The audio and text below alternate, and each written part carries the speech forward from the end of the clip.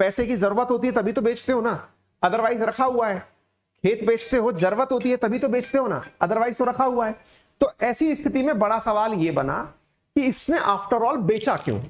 Answer खोजने निकले तो पता चला कि असल में अमेरिका ने रशिया को यह हिस्सा इसलिए, मतलब रशिया ने अमेरिका को यह हिस्सा इसलिए बेचा था क्योंकि रशिया में उन दिनों पैसे की बड़ी क्राइसिस आ गई थी, धन बहुत कम हो गया था।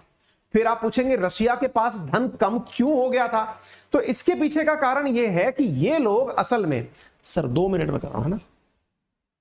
तो अब सवाल यह बनता है कि साहब ऐसा क्या हो गया था कि रशिया ने बेचने की मजबूरी हासिल की। तो साहब इसका कारण निकला कि रशिया उन दिनों एक युद्ध में बहुत बड़ा नुकसान उठा गया था। अब फिर सवाल बनेगा ऐसा कौन सा युद्ध था जिसमें रशिया को इतना नुकसान हुआ कि उसने अपना राज्य बेच दिया। तो वो युद्ध था क्रीमिया का युद्ध। सर ये तो सुना सुना सा लग रहा है, क्रीमिया, बिल्कुल वही क्रीमिया जिसके ऊपर 2014 में रूस ने फिर कब्जा कर लिया। आप पूछेंगे क्या पहले भी 19वीं शताब्दी में भी 1853 के आसपास भी ये युद्ध हुआ है क्या? बिल्कुल, ये उस जमाने में भी एक बार युद्ध हुआ था, क्रीमिया को लेकर नहीं हुआ था, लेकिन क्रीमिया के आसपास के क्षेत्रों में लड़ा गया था। उस युद्ध की भी अपनी कहानी है, लेकिन उस युद्ध को मूर्खतापूर्ण युद्ध कहा जाता है। मूर्खतापूर्ण युद्ध क्यों कहा जाता है? रशिया की उसके अंदर बहुत मजाक भी उड़ी, बहुत नुकसान भी हुआ। नुकसान इतना कि इन्हें जमीन बेच करके पैसे कमाने पड़े अपनी इकोनॉमी को सरवाइव करने के लिए। ठीक है, तो स्टोरी तो इंटरेस्टिंग है।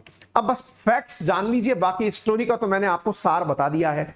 फिलहाल के लिए ये इसको अब अपना मानते हैं। क्या है अब ये थोड़ा सा डिटेल में बता देते हैं। ये रहा अलास्का। ये अलास्का रशिया के पास रहा था। कब तक रहा था? 1867 तक रहा था। मैंने कहा था ना फिगर्स और फैक्ट्स जो है वो मैं आपके साथ शेयर करूंगा। तो असल में ये जो जगह है 1867 तक रशिया के पास थी। उसके बाद इन्होंने इसे अमेरिका को बेच दिया था। ठीक है ना। तो अमेरिका के मतलब ये देखिए अलास्का, ये वाला हिस्सा आज का अमेरिका ये है, और अलास्का भी अमेरिका के साथ ही जुड़ा हुआ एक राज्य है। फोर्ट रॉस में इन्होंने अपना ऑफिस बनाया था। अच्छा मैं आपको एक चीज और बताता हूं। देखिए अगर आप इस क्षेत्र को देखें ना तो ये थोड़ा सा फ्रिजिड जोन में है, ठंडे वाले क्षेत्र में, आर्कटिक क्षेत्र के अंदर है। ऐसे क्षेत्र में जहां ठंड बहुत है,